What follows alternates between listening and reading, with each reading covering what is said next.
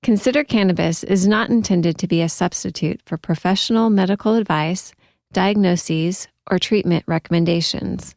Always seek the advice of your physician or other qualified healthcare provider with any questions you may have regarding a medical condition.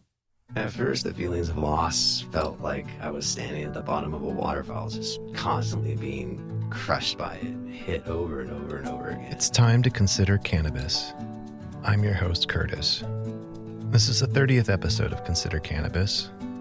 Last time, we spoke to an anonymous guest who had found relief with the CBD dominant ratio to treat his chronic pain and keeping things level with his bipolar 1 diagnosis. Check it out if you missed it. This week, I'll be giving a personal update. In the last episode, I opened with some thoughts about recent shootings, and thankfully, as school started for my children this past week, I did not hear of any new shootings, and I'm grateful for that fact. The school year used to start with the change of seasons, as weather transitioned from the hot summer nights into cooler and shorter days.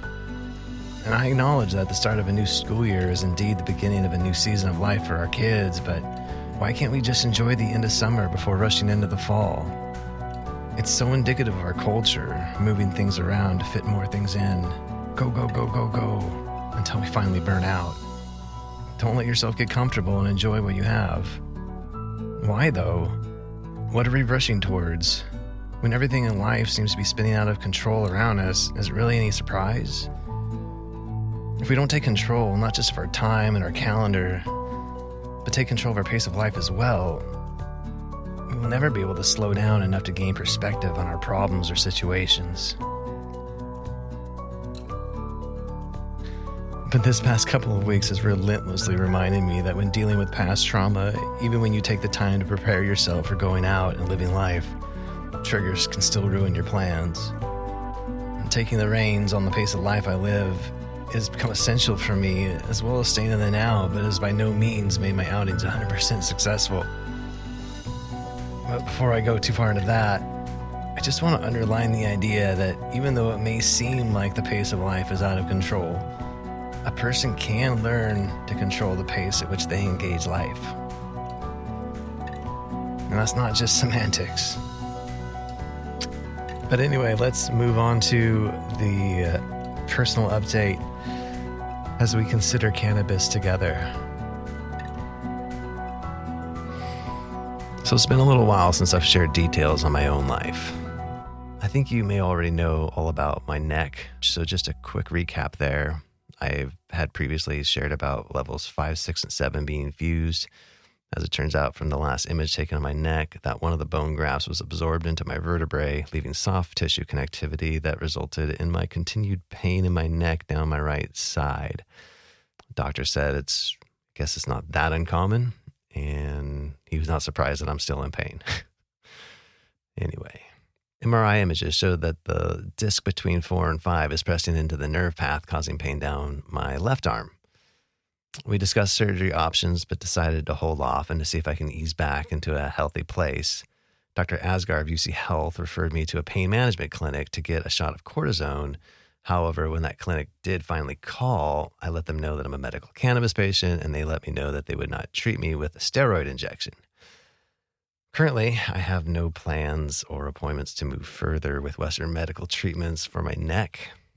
I've been pretty open about my mental health and always asking myself why I react the way I do to the world around me. I don't hate myself, but I really don't like the way insignificant things seem to set me off and send me spiraling into a bad place. I had an incident during my kid's summer vacation where I went into full fight or flight mode when dropping off and picking up my child from a summer camp being held at her best friend's church. They said you would drop off and pick up your kid at their room, but they made everybody wait until right at 9 before they even opened the front doors to get into the building to make your way to their room. Everybody was crowding around the entrance to get in, and then we all had to funnel into this crooked, narrow hallway every day that week except for Friday when Sally picked her up. I really had to use every ounce of self-control to keep from completely losing it, which I honestly don't think I did a very good job doing. But I'll tell you this, I know that my daughter noticed, and that made me feel like shit. I need to do a better job in how I interact with people in situations because she's watching and learning while I imprint unhealthy behaviors onto her. So I spent a couple weeks just asking myself, why am I this way? Why do I react like this? I remember trying to process some of my reactions at a church small group on July 9th, but nothing came of it. And 2 more weeks went by as I continued to ask myself why. And then on July 23rd, as our group meets every 2 weeks, I was asked how I'm doing and what I've been up to. And I responded that I was still trying to figure out why the heck I reacted like that at my kids' summer camp. It was kind of a passing comment as we were getting started, or was taking their seats. And then in opening prayer, memories of childhood sexual abuse came crashing down on me. And that was about it for me that week. I just sat there crying during the group. It must have been extremely uncomfortable for the others. And as I was sitting there, everyone avoiding eye contact with me, I knew I had a choice. Like bury it all down again. I mean, even deeper this time, so I never have to think about it again. Or I could share. As I thought about what I was going to do, I heard a voice in my head say, and I quote, "You got this wrong last time. What are you going to do this time?" In that moment, I knew that if I was to rebury these truths, that I was going to spend the rest of my life flying off the handle at stupid things, and I would never really be able to trust people, and I would never be able to be the man my wife deserves, or the dad I know my kids need me to be. So during the entire group, I just sat there crying, not contributing really anything, just feeling really awkward. And then at the end, after they did their closing prayer, I decided to share. I turned to a man named Mark, who I only just met the week before, and started talking to him. I don't know what this guy must have been thinking. I didn't have it in me to just say it. So I looked at him with tears streaming down my face, and I just started to talk to him. I think about his work. I don't really remember. But I could tell he knew I was working up to sharing something with him. And it took a little while for me to get it out. But when I finally said it, it was something that I wanted to take back into my mouth and unsay. But then it was something that I wanted to say again and again. That probably doesn't even make sense. I don't know what I expected him or anyone else to say or do, because not a lot of people know what to say to someone in that position. I apologized to the host before we left, thinking I just made everybody extremely uncomfortable and they would never come back again. And he told me not to worry about it. And then we left. Now, Sally hadn't actually been outside to hear that with everybody, which is kind of crazy. For some reason, I found it easier to share when she wasn't right there. But I knew I had to tell her, so I shared with her on the way home. And she didn't really know what to say or do either. Yeah, I got home, turned on my computer, and recorded an interview with an anonymous guest from last episode. It was really nice because it gave me a few minutes to not forget about my trauma, just to think about something else for a bit. Unfortunately, after the interview was over, trauma was all I could think about. Trauma, shame, and just feeling dirty. Not just dirty, though, feeling like a filthy piece of trash that should just be thrown away. I had the rest of the week to finish editing my conversation with Alicia Tinker, but I couldn't do it. There was at least an hour of conversation, not 100% relevant to her medical story that, I don't know, I probably would have included more of it if I had been even moderately in a healthy mental state. But I was in emotional shock for like 10 to 12 days straight. I didn't eat much of anything during that time. And even now, I still don't have a big appetite. Now when I open the cupboard and see the food and tasty treats, my hunger kind of dissipates and the options lose their appeal. I'm not 100% sure why. Maybe because I spent the first half of my life using food to help bury my hurts. Maybe I'm just depressed, or maybe it's a little bit of both. Maybe there's another option I'm not even thinking about. I got to talk to my therapist on the 29th, who told me I was in emotional shock and was displaying PTSD symptoms. And she helped me pick out a happy place and find my way there. But it felt good to talk about it finally. My wife really didn't know what to do or say, and I didn't know how to talk with her about it either. So I did reach out to a few other people that I thought might have some insight, who may be able to help, and I'm glad I did.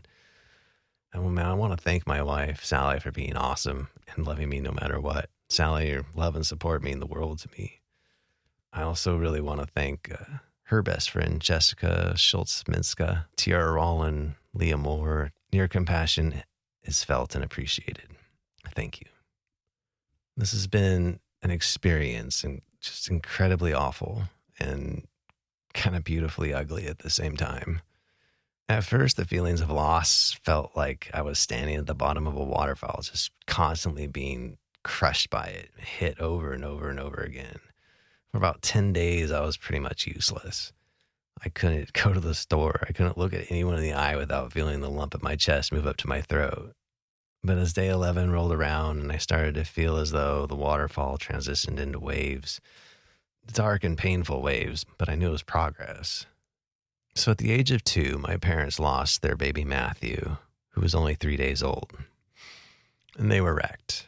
My dad became emotionally unavailable and my mom struggled in her way. And, I became the baby by default.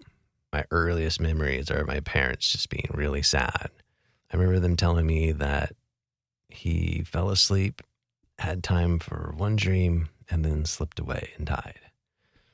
I couldn't comprehend death at the time, but I knew that it made my parents sad, and I didn't want to make my parents sad in that. I also developed like this sleep anxiety. I'm very scared trying to fall asleep just about every single night.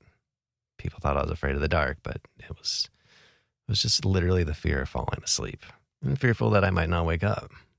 A couple of years after that, in a field not far from my home, is where it happened.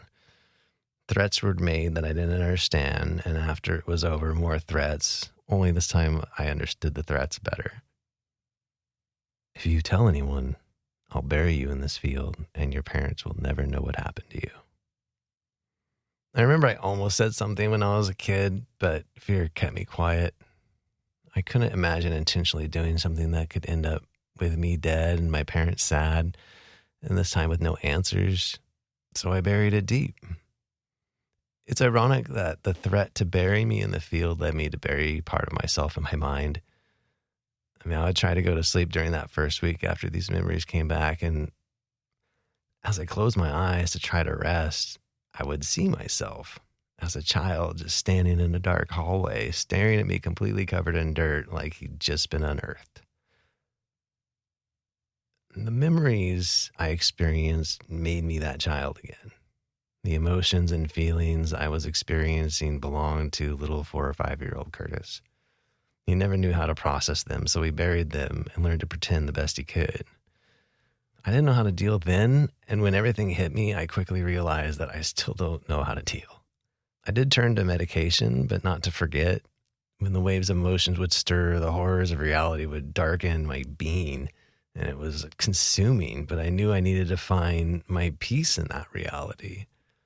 So I would medicate every time I felt that pit in my stomach migrate to the middle of my chest, or when the lump in my chest moved to the back of my throat. At first it was hard to identify when the waves would hit, but once I was able to identify the preambles, I could medicate before the tears really started raining down. And I still have emotional moments when that subject comes up, but it's getting easier to sit in peace with the knowledge I now have. It is weird, though. I know that this revelation is not a solution for all the behaviors or characteristics I don't love about myself. I'm still going to get set off. I'm still going to have a real hard time trusting people. I'm still not going to like crowded hallways. Or probably the most obvious one, I'm still going to have a hard time trusting people with my children, especially my nonverbal son, Silas. And I think people use the word survivor because it's something that doesn't kill you, but stays with you the rest of your life. It impacts you on a physical and spiritual and emotional level that leaves a mark on your life forever. At least it feels that way. People reminded me every time this subject comes up that it didn't kill you, then it's not going to kill you now. Now, I have to admit that I've had suicidal ideations in the past, and it's one of the things that got me going into seeking help, that got me on antidepressants, which led to Prozac and lithium, which led me to finding CBD. When these memories first started coming back, that's when I had the strongest inclinations that I should die and deserve to die more than any other time in my life. It's not going to kill you now. But I wanted to die. Absolutely wanted to die, and I wanted to kill. I enjoyed talking about it, though, and wanted to continue to talk about it and feel better, but I don't know. I don't really feel like I've healed enough from this to join a support group and talk about things in a healthy way and not get overcome with emotions. I just don't think that I'm there yet. I mean, I still feel sick just preparing this episode. My eyes water up when people try to speak life into me regarding it. And if we make eye contact, yeah, I'm done. So I'm still on that road of healing. Making peace with old truths should be easier. At least it seems like it should be to me. It's kind of cathartic. The journey from that Tuesday started like I was walking around neck deep in water. If you've ever felt like that, it's absolutely overwhelming, but just like floodwaters, it begins to dissipate. And eventually you realize that the flood's only up to your waist. And you'll know that things are getting easier to move through, but it's still hard. I don't need to be happy all the time. Sometimes I think I might have abused substances in the past just so that I could be happy. I don't need to be happy all the time. I don't want to be happy all the time. The only thing I really want all the time is peace. And these memories rob me a lot of that. And that's just been what I've been struggling to find. And I've always been sensitive to the peace of God when seeking direction in my life. And I love the Old Testament telling of the Israelites following a pillar of cloud by day and a pillar of fire by night. They knew when to set up camp, when it stopped, and they knew it was time to pack up and move when God moved on. And I've always imagined that presence of God as awe-inspiring and terrifying, yet with a peace that comes with a clear understanding that this awesome God loves me. And while I continue to look for the cloud by day and the fire by night, I continue to wrestle with this different type of tension of terror and peace. And fears that something will happen to one of my beautiful children and feeling that I need to trust God to find a different way for them to grow in their character. A journey of growth that doesn't include sexual abuse or assault as a direct experience. I will have gladly taken this on if it means that somehow it allows them to learn what they need without having to have directly experienced it. There's one thing on this earth that I truly wish there weren't any of, it's pedophiles. So when I medicate in solitude now, it's in conjunction with prayer, maybe some little Tai Chi, meditation, mindfulness. And cannabis has helped me on this journey, but using it in conjunction with these other practices has made all the difference. I do a little yoga too, but I have to say that if you want healing, it starts in your mind, inside yourself. And I know some Christian friends that might balk at that idea, but never understood why, because we believe God's Spirit resides inside us. So why should it be surprising if we might encounter God as we go inward? I believe there are going to be days and times that I feel like it's just a setback in my healing. But the more I do it, and use cannabis in conjunction with these other practices, I feel unstoppable on this healing journey. I distinctly remember several times when I was sitting in my backyard meditating while my spirit was on the brink. The act of a slow inhale, holding my breath, and purposefully exhaling while gathering my chi is incredibly calming. And doing it with cannabis vapor is something I highly recommend you try the next time you're stressed out, feeling set off or like you're about to snap. When I feel like everything is crashing down on me and I can do these things and take back control of my emotions, at the same time, I'm taking the power back from the ones who hurt me. Meanwhile, in other news, on Monday, August 5th, my son's bed needed to be taken apart and disposed of. So I took care of it. Now I got cut several times during that project, all of which healed up without incident, or so I thought. I must have gotten a tiny cut in the crack of the skin fold in the knuckle of my thumb that I failed to have washed as well as was necessary. And by Sunday night, August 11th, I felt the pain from the cut on my upper knuckle shooting down to the lower knuckle, and it hurt to bit my thumb. I thought maybe I got bit by a spider, but I had no fang marks, just this cut. And I thought maybe I was losing it, like as if I broke my thumb, but somehow had no idea what had happened. But then it spread with a quickness. I went to urgent care Monday afternoon. They drew a line around my thumb. They gave me some clindamycin and told me that if it moved past the line to come back in the morning. And that was the week my wife was in El Paso. So I sent her a picture and then she got on a plane and flew home. I didn't even ask her to. She just came so I didn't have to take the 2 kids and a service dog into urgent care at 8 a.m. with limited use of my right hand. Because she's awesome. They were nice on Tuesday and drew a new line, gave me stronger antibiotics, Bactrim this time, and said if it goes past the line by Wednesday morning, go straight to the ER. And that's what I did. The ER, they gave me an IV dose of vancomycin, drew a new line on my hand and said they wanted me to come back Thursday before 5 p.m. so the doctor could look at it again. When I showed up on Thursday, it had indeed crossed the line, but not as aggressively as it had in the previous days. And the doctor looked at it and said, I hoped it would have looked better, and told me I needed to stay a couple of days to continue the vancomycin treatment. When he asked me where I wanted to be admitted, I told him that I'd heard Christ Hospital was friendly to the medical cannabis community, so I wanted to shop around and try the Christ Hospital network. Since moving here, I started with UC Health System and have always had a pretty good experience with UC. But since they referred me to a pain clinic that doesn't allow cannabis, I thought I should try something else. They decided that since I could drive myself, they didn't want me to take an ambulance downtown. I wanted to go home and shower before I went, but they didn't like that idea, saying instead that I should go right away because there was a hand guy that wanted to see me before his shift was over. I knew I needed to go home and grab some medicine, but I also didn't want to make anyone mad, so I called Christ Hospital and asked them about their policy. They transferred me to the pharmacy director, who told me that while they don't love it, they recognize that people are going to use it, and because there are potential drug interactions, it's better for everyone if we're all on the same page. He let me know that I could use edibles and tinctures, but no vaping was allowed. Any medicine I was planning on administering needed to be seen by the RN, logged into the system along with my state card. They checked the batch number, registration number, expiration date, strength. They could not administer it, and we're not even supposed to touch it. So when I administered a dose, I just let the nurse or PCA know, and they logged it. But that was about it.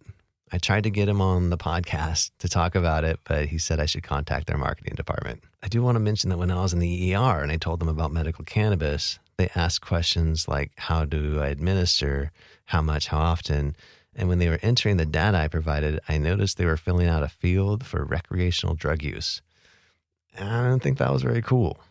It's hard for me to say that you're friendly to medical cannabis when you note it under recreational drug use. Nonetheless, I decided to finish out this treatment with Christ Hospital, and I didn't really want to drive, but I also didn't want to make them use an ambulance to transport me. So I made my way down 71, which was, of course, a parking lot. Finally got there and found level C registration, gave them my papers, but they had no idea who I was, why I was there, or what hand guy I was talking about. So they put me in a room, and then they moved me to another room, and then those nurses didn't know who I was or why I was there. It was pretty funny. So they put me in a room where I had to give the whole history again, which wasn't that bad, but it seems to me that there should have been a little more communication between Christ Hospital in Westchester and the one in Cincinnati. The new doctor listened to everything, examined my hand, and agreed I needed an IV antibiotics. Big surprise. I was the first MC patient that a lot of the people working in this wing have seen, so it was good for them to get some exposure to it. They actually had a pamphlet on medical cannabis to guide them on what they needed to know and how they were to log it and handle it. But it was new to them. So Thursday night was a little rough. I felt kind of weak, just sore. It was hard to sleep. I had one of those hospital beds that automatically shifts its air pressure or something to keep you from getting bed sores or something. I found it difficult to sleep in, but woke up at about 5 a.m. after a couple other wake up times and found a cockroach in my bathroom counter. That was gross. And I know that they're everywhere, but you don't want to see them in your hospital room when you're being treated for an infection. I couldn't go back to sleep after that, but I felt a little better, and so did my hands. So I did some warm-up exercises and stretches in my room and waited. That's pretty much all you can do in the hospital. It's practice patience. I listened to music, drew my iPad, worked on preparing this episode, but one thing I didn't do was turn on my TV. I'm not against TV or movies or multimedia entertainment, but I just I've had so much on my mind. While this infection thing was ramping up, my dad came in for a quick visit to record what I hope to be a part of a podcast mini-series. We sat and he told me about his grandparents and his parents and himself as well. I'd never really taken the time when hearing family stories to listen with the intent of understanding the individual's motivation and worldview. My dad is 72, and for the first time, I feel like I've gotten to know him. And having shared with him my experience in the field, I think he finally knows all about me too. I think I might have become some kind of life story addict. It doesn't really matter if it's cannabis related, and maybe it's because I don't like my story and I want to hear other people's. I don't know. But what is life if not a series of experiences that we can find patterns in if we look close enough? Anyway, that was a lot of what occupied my time in the hospital, just thinking about the journey of my ancestors that led up to me being in that field and everything after. Everything after is so important. And if you know someone going through something like this, remind them that this doesn't change everything that's happened since. All the good things in your life are still there, and they're still good. It might feel like it's all being stripped away, but that's just the infected wound bursting open. And it has to happen. All the bad stuff needs to be cleaned out so you can heal in a healthy way. Luckily, they didn't need to do this with my hand, and antibiotics were enough. Anyway. As I finish up production on this episode, I have to say it's helped me hear myself as a listener. And there are a few things I want to clarify. The biggest reason I wanted to die in that first week and a half, was because no one would talk to me after I told them. They could see I was hurting, but they wouldn't say anything to address it. And that made me feel alone and unwanted, which magnified the feelings of being a filthy piece of trash that should be burned because it's too dirty to be put in the earth. It took Sally a couple of days to really talk to me about it, but I feel pretty lucky that she did go there with me, because it hasn't been easy for her either. After 14 years of marriage, that was the lowest she's ever seen me, and she's been amazing, but I know it's been hard for her as well. But it made all the difference to me. Now, all the people I've told so far have spoken to me again. Not usually directly about sexual abuse, but in that gap, I was alone and needed some kind of healthy connection. So if you know someone is hurting, tell them you care, that your love is unconditional. It could save a life. Don't let a week go by and not reach out to them. They might not be there next week. No, there's one more thing I want to clarify, that when I said I wanted to die and to kill, I was not blaming any people group. I don't blame my parents or my government or the president. There were two people that my rage was directed towards. Two different people, separate events. And at this point in my journey, I'm just not prepared to say either of their names. I said in the beginning that I'm going to be as transparent as I can handle. And right now, I just need to hold on to those details for myself. If you would like to be a guest and share how cannabis has impacted your health and wellness, send an email to considercannabisnow@gmail.com.